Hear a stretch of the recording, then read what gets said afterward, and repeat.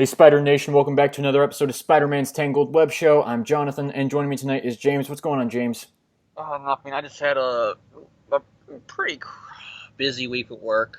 Got some personal shit that happened, especially today with my dad, with his MS, which is sucks, But trying to stay positive, especially since I know John's gonna be really negative this podcast.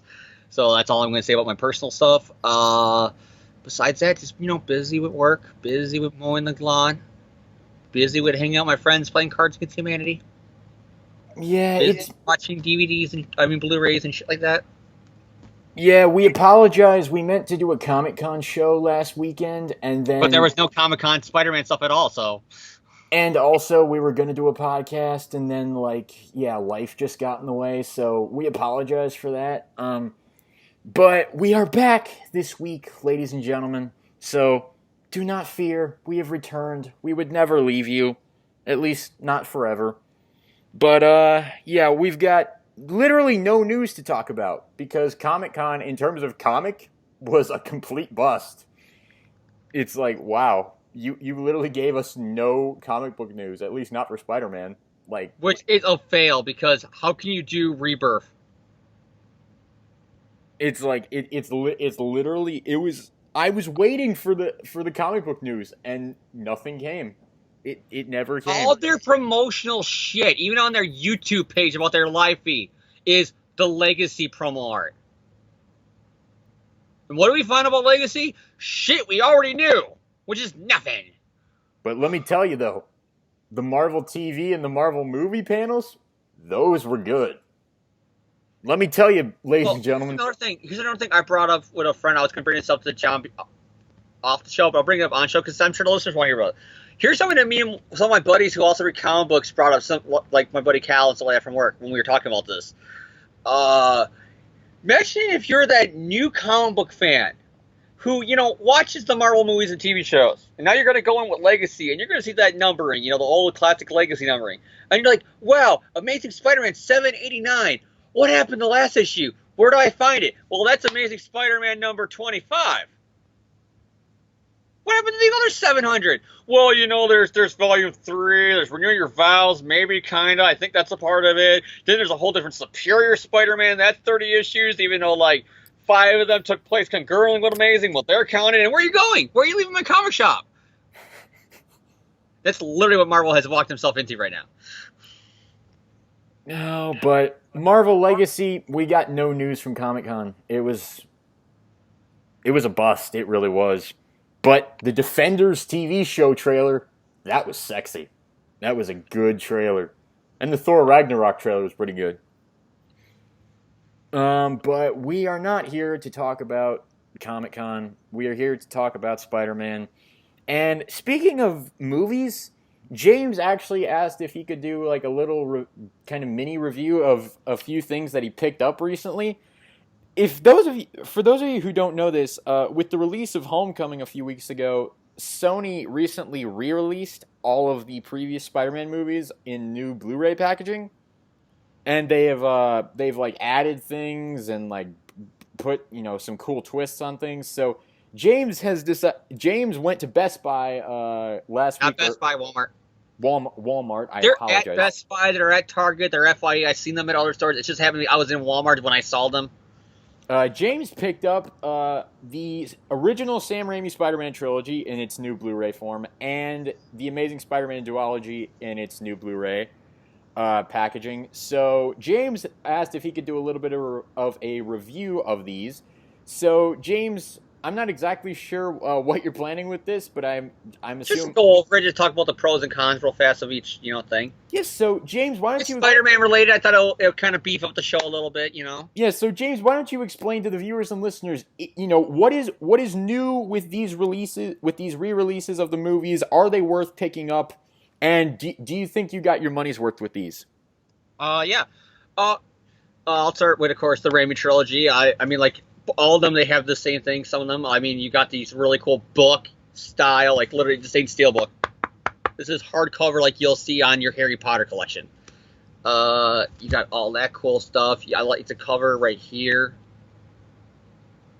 And, oh no, it's just froze for a second. I thought I was losing you. You got the cover. You got the classic shot of Tobey Maguire from the first movie. You got a really cool like not really holographic, but not tinfoil. You know what I mean? But a really shiny version like Venom, Goblin, Sandman, Doc Ock. You got all that cool stuff. You got like a little booklet, like an actual booklet where you can actually read behind the scenes facts about the movies. I haven't actually read these yet because they're really hard, and I'm afraid if I bend them too much, they'll break out, and I don't want to, break them.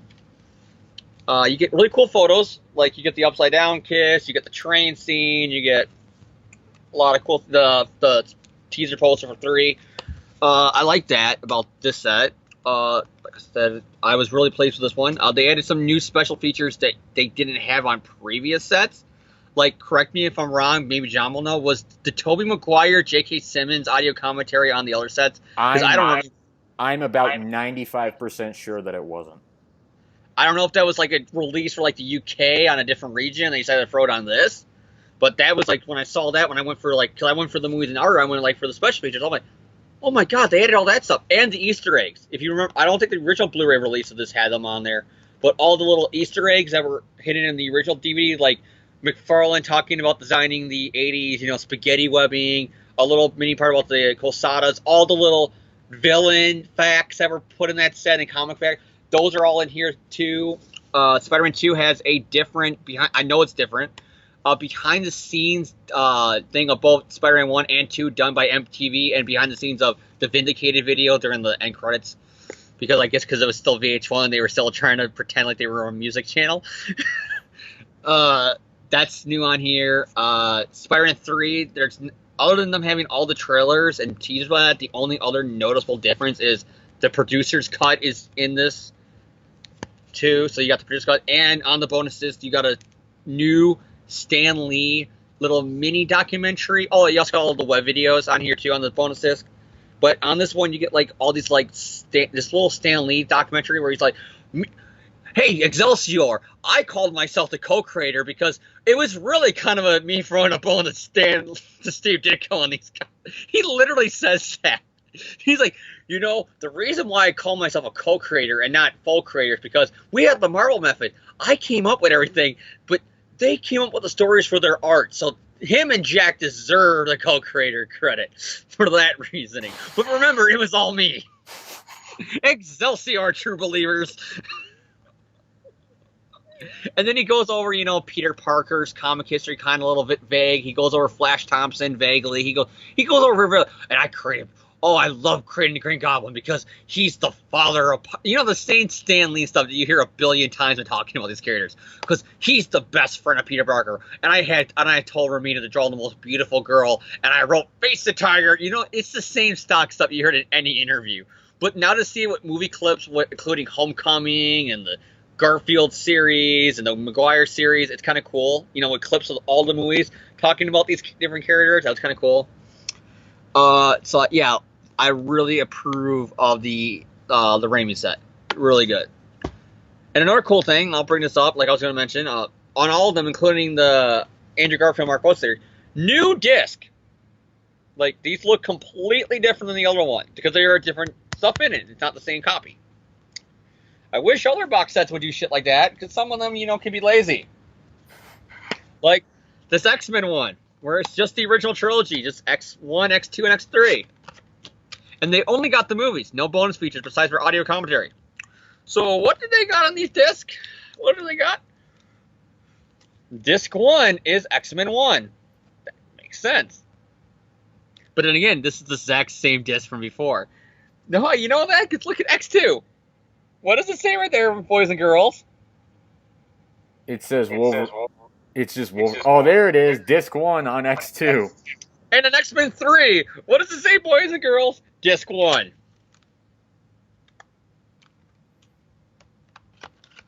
So thank you, Sony, for putting more effort into the Spider-Man box set. And then we get to this one. You want to know what they added differently to these movies? Those same web documentary virtual reality shit you can literally go on free for the internet.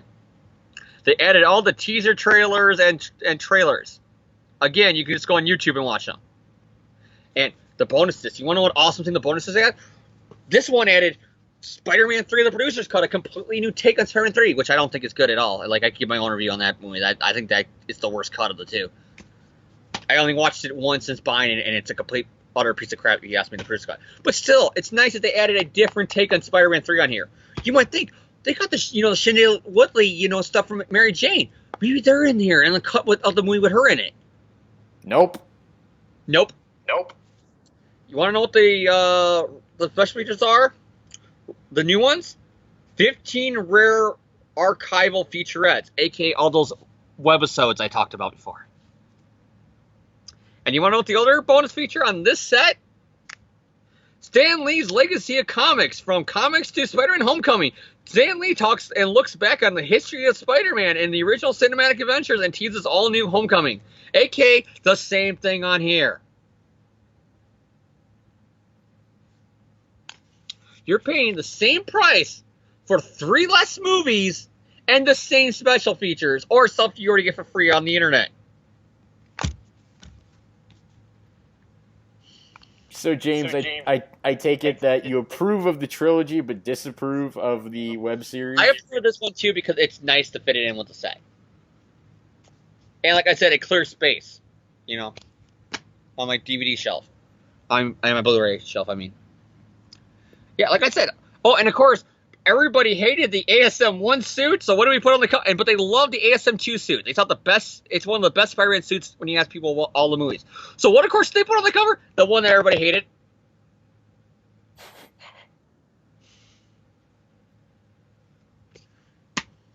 Okay, James. So final thoughts on these Blu-ray sets?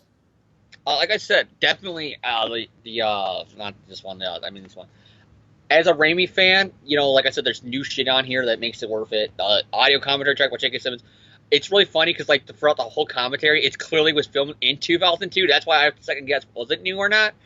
But it's really cool to listen to because there's a lot of stuff. Hey, I think I worked with that guy before. He's an idiot. Get it, Tom? Get it, Toby? I'm talking about you. It's actually pretty good commentary. I like that track.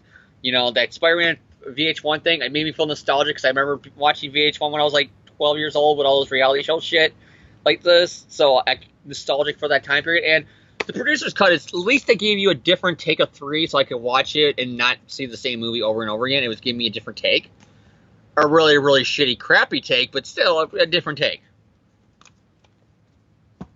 They added one good scene, and that's it. And that's the sandcastle thing. Which Marvel later on put out as a cover of a Sandman comic, which made me think that Marvel know about this scene and goes, that's cool, we're going to make that a cover of an issue of Spider-Man. Okay. So we will move on from this segment of the podcast to our reviews. First up, we got Amazing Spider-Man Renew Your Vows number 9. This came out a few weeks ago. Actually, both the issues we're going to tackle tonight came out a few weeks ago. This is what happens when we're saving Ben Reilly for next week because I haven't, like I said, I've been so busy with work. I have no time to I had no time to go to my comic shop this week to pick up those reviews. So Ben Reilly will be reviewed on the next episode. We got Jerry Conway and Ryan Stegman as the co-plotters. Ryan Stegman on script. Oh gosh, this name. I'm gonna butcher this. Juan Frigeri is the guest artist. I apologize. I don't know if I did that right, but I'm going to assume I didn't. So I'm going to apologize. Oh, John, I never caught this before, but the back cover of the X-Men one, I like how they make a subtle hint at the MCU, even though the X-Men aren't part of it. The X-Men film that started a universe.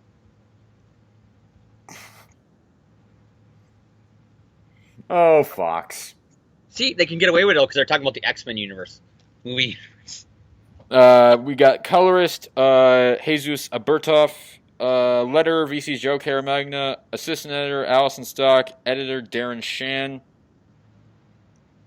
Spider-Man, of course, created by Stan Lee and Steve Ditko. The issue begins with Mary Jane web-swinging Annie to school and basically gushing about her, like, oh my gosh, I'm so proud of you, honey. And Annie's like, what's going on? Why are you doing this? You're just embarrassing me. And it turns out that Peter was following them because Peter's a little bit suspicious because MJ's been acting weird. and he sees MJ. You think out of everybody to notice somebody's bonded with a symbiote, it would be him? Yeah, it's like he sees MJ go down to stop a crime in progress, and she basically almost kills a guy. And Peter's like, "Yeah, my wife is pretty screwed in the head. I better go down there and do something." So he pulls her off of a guy who, like, she's literally about to choke him to death, and he's like, honey, Honey, what? I think you're wearing the black suit. Like, what's going on? Are you wearing a symbiote? I feel like I need to ask that question. MJ, look at your hair. You're doing the emo look, and it's 2017. MJ, You're rubbing your chest as I'm saying that. It's like, I forgot when I watched the producer's cut. I forgot that he does that a lot in 3. Is always whenever you want to symbolize it, it's the symbiote talking, not really him. He's always like this. It's like, MJ, why are you going into a store and buying an all black suit? Why are you disco dancing down the sidewalk? Why are you making out with the corpse of Gwen Stacy in front of me in a jazz club? Why are you winking at hot chicks? Why are you throwing pumpkin bombs at the grave of Harry Osborn, saying, "Oh, is Goblin Jr. gonna cry?" Why are you walking into the Daily Bugle and demanding that to throw some dirt in everybody's eyes? Why did you go shove a picture in Jameson's face and say it was faked?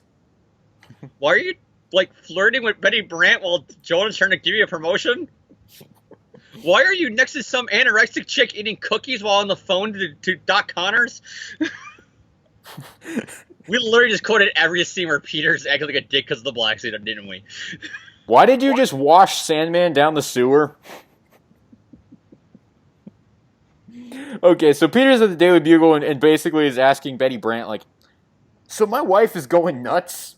What should I do so about did that white try to flirt with you in front of Jonah and everybody while he's trying to give her a promotion? Oh, yeah. Jonah said that wasn't the position he hired me for. So, yeah. Wait a second. MJ, why would I talk to you? I hear this in the background. So, Betty Brant is talking about some giant monster that attacked some guys at a shipyard the previous night, and Peter's like, monster? Okay, James, that's the creepiest face you've ever made in your life. That's what he does in the movie. Yeah, you got a problem, Paul? Everything okay here, Paul? Because he does that. I forgot about that. I watched the producer's cut and I keep forgetting. Why is Peter rubbing his chest? Does he have heroin? Oh, yeah, because they wanted you to get the drug reference. Yeah, that's what it is. So, yeah, Betty Brant is talking about some monster that attacked some guys down at a shipyard the previous night, and Peter's like, oh gosh, I can only imagine where this is going. Meanwhile, MJ is at her fashion shop, and not at all hiding that she's possessed by the symbiote, given the fact that it's literally crawling all over her in plain view of everyone else. Peter goes to the hospital. You think MJ, of all people, would not even put the black suit on? Being that it terrified her back in 300. And Peter goes to the hospital to question one of the guys who got attacked, and he's like, hey, so what happened? And he's like, oh man, this monster was terrible. She almost killed me. And Peter's like, she? Oh yeah, it was a female. And Peter's like, ah, shit. So he goes to MJ's fashion shop and he's like, hi, honey. Hey, why do you look like Venom? Run. And so, yeah, basically MJ gets possessed by Venom and Peter, like, tries to free her and stuff. And it ends up being MJ and Venom basically have this, like, internal struggle where MJ ultimately prevails in the end and, expels the symbiote, gets it out of her. And so Peter's like, MJ, how'd you get the symbiote? I thought I killed it. And she's like, oh, Liz Allen gave it to me. And Peter's like, say what? And so, yeah, the final scene of the book is so Eddie Brock was murdered by Peter then in this continuity too. Yeah. Okay, according to the footnotes, the original Renew Your Vows took place in this universe. But it couldn't have because they outright said no because all the heroes are still alive in this universe. I have no idea, James. I'm choosing not to think about it because it's too confusing. So you're telling me it's still a universe where Peter Parker killed a guy? So, yeah, Liz Allen is is in her office and being like, "Well, time for phase 2. Dun dun dun. To be continued." I like this issue. I'm gonna be honest. Like, I'll go ahead with my review first. I like this issue. It was fun. I had fun reading it. It was good artwork. The guest artist did a lot of good work with this. I thoroughly enjoyed that. The entire art team did really well. The MJ Venom internal fight scene was really good. I really liked how she was able to overcome it. I like Peter basically being like, "Yeah, I know MJ's attached to the symbiote. That's really not good." Like, I just like Peter's whole struggle of he knows it's the symbiote, but he almost doesn't want to believe it. But then he's like, and then like when he finally can't deny it anymore, he's like, "Ah, fuck." So it's like, yeah, like I really enjoyed that part of it. It's just that overall, like, this has been a fun two-parter. It really has. It's just like this has been a fun two-parter. Really good. It's just like it's a mood lifter. It's a mood lifter. If you've had a bad week like James and I have, it's a mood lifter. So yeah, I give it a thumbs up. It's good. I enjoyed it. It's a very good comic. If you haven't read it, you should. So James, what did you think of this issue? I thought it was pretty good. I make a lot of jokes about how does MJ not or Peter not realize it's the black suit, but then again, this is a different universe, so I can let it go. Because obviously the same offense that we run in 300 probably didn't happen in this universe. You know what I mean? But some people let it go. I do like how now the shoe's in the other foot. How normally it's always Mary Jane that has to get him to unbound with the black suit, and now it's the opposite. I kind of like that. Even though we made all those Spider-Man 3 jokes. It's kind of nice to see MJ didn't become a complete... Because I still remember when I went inside that video game store after we saw 3, and I heard a complaint from the clerk who also saw the movie like the night before, and his main complaint was, Peter Parker should have been a total badass when he bounced the black suit. Instead, they made him a complete nerd. Which I kind of get what they were going for. Like I always said this in the commentary, it's like that's Peter Parker. That's what a science nerd like Peter Parker thinks being a badass is like, when it's actually just makes him look even more like a dick. But yeah, I liked it. The artwork's really good. I like the Mary Jane stuff because they made her evil, but they didn't make her too evil. You know what I mean? Where she was like, "There's no coming back from it," kind of thing.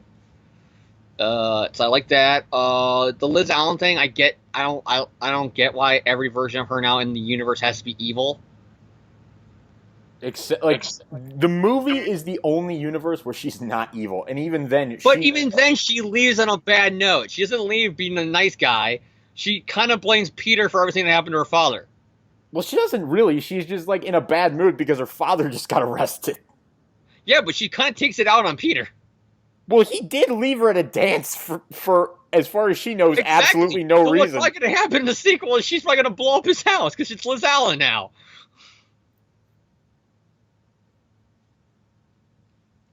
So, James, do you give this issue a thumbs up, thumbs sideways, or thumbs down? I'll give it a thumbs up. Like, totally give it a thumbs up. There's no way I wouldn't give it a thumbs up. And that's not just me being, like, sarcastic. I mean, like, legitimately, this was a good issue. There's no way I wouldn't give a good issue a thumbs up. You know what I mean? I feel like James is, like, almost using that to take a shot at me because of what we're going to talk about next. We are going to review Peter Parker, the Spectacular Spider-Man #2. Oh, boy. Oh, boy. Strap in, ladies and gentlemen. It's a good comic. Writer Chip Zdarsky.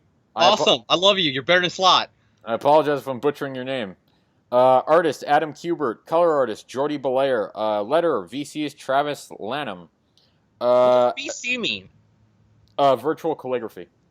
Because everybody we've been naming off on new books, it feels like it's VC something. Yeah, it's virtual calligraphy.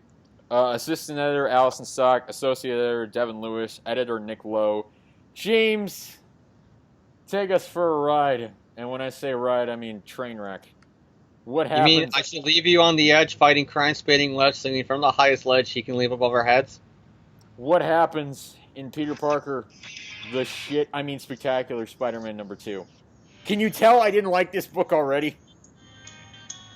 The theme song's awesome. How can you not like it? James, no, we're gonna get copyright stuff. It's not. We're not even monetized, so we wouldn't. But anyways, so anyways, what I was trying to say is, let's begin this little issue, shall we? You know, it begins in Chicago, Illinois, which is near me, so that's badass and awesome and cool. Even though Chicago kind of sucks because their sports team sucks. Okay, we apologize to the people of Chicago. They just beat my Brewers. I'm a little bit salty. Because I know as I clarified, I made sure I put down Chicago sucks, and I mean their sports teams suck. The Bears suck. Okay, the Bulls are awesome because I love the Bulls. The Bears suck, though, and the Cubs suck. And so do the White Sox. And I know they win the World Series, but guess what? They suck still because they're the Cubs. Try to win another one in 100 years, ladies and gentlemen. Anyways, back to this. They're in Chicago, you know, close to me. He's meeting up with Ironheart, and she's all like, dude, what the fuck? You're pretty much just painting a target on us. And while this is going on, they're like little cool editing captions for it's like Punisher Journal, but it's not really. It's kind of like Spider-Man Journal. And it's all like pretty much Szynski calling out all the BS and like Secret Empire and Slots Run and all this stuff. So I love that because he's like taking shots at him in a silly way. Like, Cap's kind of a Nazi. I know that's not exact quote, but it's like, Cap's kind of a Nazi right now. That's why she's saying that. But I like that, how that's going on. He's meeting up with her. He's talking to her more about what's going on with all the events of the last issue, all this stuff. He leaves, and he goes to meet Johnny Storm, and Johnny's like, so, Peter, you know how you met me and my sister, you know, back in issue 1 of Amazing Spider-Man? Yeah. I remember he told us how you were an only child, except for clones, that you also call your brothers? Yeah. Then why is this chick here from the CIA saying that she's her sister? Because it was a one-shot tie into ASM series that some people didn't even think was continuity. Okay, that makes sense. But anyways, no, you know, Johnny's kind of like being, you know, classic Johnny Storm, kind of a dick about it. Like, hey, why don't you tell me you had a hot sister? I told you about mine. Like, I know that's not what he says, but that's what he's kind of like doing. And then like Peter goes to talk to her. She's all like, yeah, I know you're not really my brother because we found out the truth. You know, kind of the last page kind of retcon even that truth, but whatever. But I remembered your Spider-Man because the mind wipe wore off on me to forget. And if that means it wore off on me, it might happen to Kingpin, so watch out. And he goes, oh, that's the perfect line. I got a plan B if Kingpin ever comes after my aunt. Wait, what are you talking about, Peter? Peter, why are you giving me satanic smiles? Peter, what are you going to do? He's making Sell my sister to Mephisto if Aunt May gets shot again. Keep noting head. You were saying? But I'm not really your sister. Scratch that. Girl who may or may not be my sister. You were saying?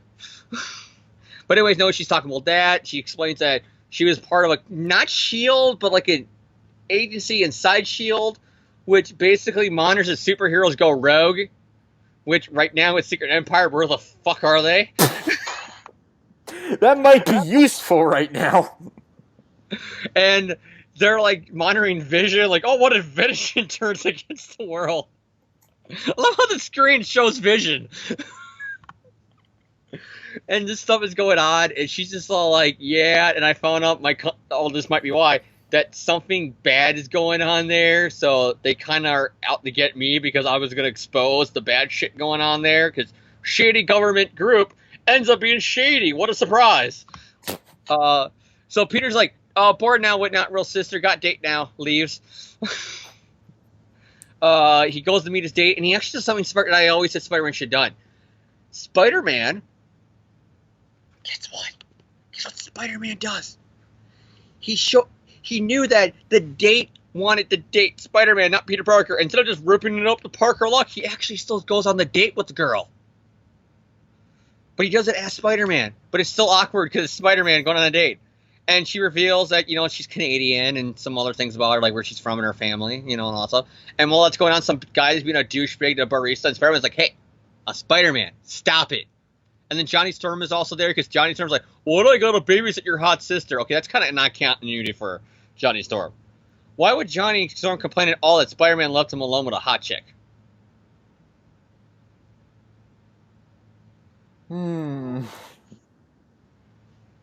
So Johnny Storm is doing this stuff. He's all kind of complaining about that, and Peter's like, "Oh, you, Johnny. This is going on. That's pretty good. And then that's basically it for the issue. Mostly all the big notes. It's just that Peter got the date. Stuff's going down with, what's the group? I forgot their name off the top of my head because I got my comic out at me. Twilight, right? Project Twilight. Twilight, you got more shit with them going on. You got, the sister story, and you got all this stuff being pretty much wrapped up and setting up issue 3. So, James, what did you think of this issue? I thought it was a really good issue. I make some jokes, but because it feels like that stuff where you read old comics from the 60s and 70s, and you can call out some of the BS, but it's harmless, and this is what this comic was. It was harmless fun, in my opinion. The Teresa thing, I kind of didn't like how she just hand waves it. Yeah, we found out the truth. It's kind of like it completely underplays the element of she could be now a person, related to Peter that's not Aunt May, who he can relate to, who's a woman he's not going to end up in bed with. Because now it's just going to be like, I'm afraid if Slott gets his hands on her and what creepy thing he might give Peter and her now. But you got that. I like how she brings up, if I was able to remember your Spider-Man now, chances are Kingpin will too. Because now it sets up maybe a future story down the line where Kingpin does remember, and I like that. I like the Johnny Storm stuff, because like I said, it's classic him and Spider-Man. Like he's stalking Peter on his date just to give him a shit. I like that. It's Johnny Storm and him having that old playoff they had since the 60s. That harmless, friendly rivalry that they always had. I would have liked more kind of setup of the villains, other than Twilight obviously kind of being the villains of the story. I want a little more setup with, Eggman's brother, but we didn't really get too much of that. Oh, not Eggman, I mean Tinker's brother. Why did I say Eggman? I was going to say, who are you talking about, James? You know what? Because Ant-Man introduced him, so I just figured it was Ant-Man, the Ant-Man villain. Eggman. But anyways, yeah, Toombs is, not Toombs, but you know what I mean, Tinker's brother, which I'm trying to think, he's not in this issue, but he just happened to be in the issue the month that Homecoming came out. Okay, James, so you give this issue a thumbs up, sideways, down? I give it a thumbs up. Like I said, the art is good. I like the scene with Ironheart. I like the moment with him and his sister. Johnny and him there's some goofy moments, like Johnny complaining about him babysitting Peter's not sister. It's like, he left you in a room with a hot redhead alone, and you're Johnny Storm. Why are you complaining? But besides that, the rest of the issue was all thumbs up to me, and I can't wait to see where Twilight goes. And I hope to explain why they're not fucking right now in, Secret Empire doing shit. Yeah, because here's the thing, Project Twilight, given their whole fact is what Batman did in the Batman comics with what Tower of Babel and the Olmec Project, which is, I got, contingency plans in case Superman turns against the world and Wonder Woman. Why aren't they here when everybody's turning into Nazis? All right, here's my take on this issue. If I had to give it a letter grade, or were they during Secret Invasion? If I had to give this issue a letter grade, I'd give it an F. I hated this. You suck. I hated this issue. Did you give the Last Stand Slott issue a passing grade? Yes, I did. I think I gave it a thumbs up, actually. And you can go to hell with Mephisto. That doesn't sound pleasurable, James. Of course not. You got to spend there all day with him bragging about making a deal with Spider-Man. First of all, I don't like the artwork. I usually like Adam Kubert's stuff, but I don't like this stuff. I really don't. It looks the only thing that throws me off with his work is the Parker Industries suit. I think that's what it is, because it's too angular. You know what I mean? It doesn't look good to me. I just don't like it. I hated the date scene. I hated that because it was just it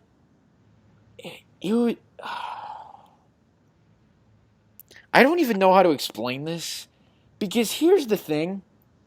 It was just annoying. I'm not finding anything in this funny. I'm just finding it to be extremely annoying. The only part about it that I'm actually slightly interested in is Teresa, and even then I'm just yeah, whatever. I think the Teresa Peter dynamic could be interesting if they develop it right, but at the moment it's still the logical development, I think, is to reveal that she is his sister, but Marvel will never do that. it's like until you actually get some development on this, it's like, oh yeah, there's potential, but other than that, there's nothing else I can say. It's just like I don't like this book. I really don't. Nothing about it is interesting. I hated the scenes with Ironheart. I hated and like I don't mind Ironheart as a character. I don't. Like I think it's done well. It's like I think her book is I think her What are you doing, James? Making silly faces at you because I don't agree with your opinion at all. I like Ironheart's book. I like her in Champions and stuff. So it's like, you know, oh my gosh, I hate this. I hate this book so much. I give it an F. I give it a thumbs down. I still, like I said the last time we reviewed the last issue of Spectacular Spider-Man, how can you read this comic and give it a failing grade, but then give anything Slot's giving right now a passing grade? I do not understand that at all. That's going to conclude our reviews for this week. That's also going to conclude this episode of the podcast. We don't really have anything else to talk about. So, James, final shout-outs or words to the listeners before we sign off. Just that may God have mercy on John's soul. For not liking a book that you liked. Because you obviously have a weird taste if you think, goddamn Otto, I'm better than Peter Parker. Every fucking panel is better than this shit. My shout-outs this week, Marvel, Stan Lee, Steve Ditko. I'm not done with my shout-outs. Oh, I'm sorry! Shout-out, Power One for Con tickets go on sale Tuesday. Any of you other Ranger fans are going to be there. I'll see you guys there. Awesome. See you guys at Disneyland, Power One for Con. Can't wait to be there. Anaheim, California. Because they switched the convention where it's going to be at this year. It's going to be right across the street from Disneyland. That's going to be badass and awesome. That big place where they got D23 and all that shit. We're going to have that for Power Morpher Con. It is awesome. It's cool. Hopefully I'll see you all there. That'll be badass. That's one shout out. And my other shout out tonight goes to a little certain thing called football season's back. Go Pack-O. My shout-outs this week, Marvel, Stan Lee, Steve Ditko. Thank you for Spider-Man, of course. Everyone involved with Spider-Man, thank you. Other shout-out, the Defenders trailer that came out at Comic-Con. Oh, boy. Shout out to that Justice League trailer. Oh, my God, it actually looks good. And they confirmed those aren't the scenes that Joss Whedon shot. Shout out all scenes that were filmed still when Snyder was on the project. And it looked that good. Shout out to the Thor Ragnarok trailer. That was good. Shout out to the Supergirl Season 3 trailer because that was also cool. Yeah, basically, that's it. Thank you all for tuning in. Next week, I don't know what we're doing next week. Literally no idea. Haven't thought that far ahead, ladies and gentlemen. I'm sorry. We will. Shout out to Dan Slott for becoming head of creative control for Spider-Man. No, James. No, he didn't. James lied to me last week. Last week at Comic-Con, I go, breaking news, John. Oh my God, Slott's leaving amazing, but everybody who's taking over all the Spider-Man books, including Renew Your Vows and Miles' book, has to go for scripts that he approves of, that he came up with, and he's going to be creative controller. And John, for about 5 seconds, believed it until I told him it was all bullshit. I completely believed you. Bendis is going to let him say that shit to him. I felt so dumb. Bendis is going to say, you're going to write my scripts for me, and I'm just going to fill in the thought balloons for you, Slot. Do you think that was legitimately true? I felt so dumb. And James, your heart needs to grow about 3 sizes. You enjoy others' pain. John, it was an obvious joke about how we got no news. It was harmless fun. The fact that you believed it is not my fault. Well, it's not my fault. You're a bad person. How? You're telling me if anybody plays a slight joke on you, they're a bad person because you're too gullible to believe it. Fool me once, shame on you. Fool me 1,000 times, John, shame on you. And with that, ladies and gentlemen, we are ending the podcast. Thank you all for tuning in. See you next week.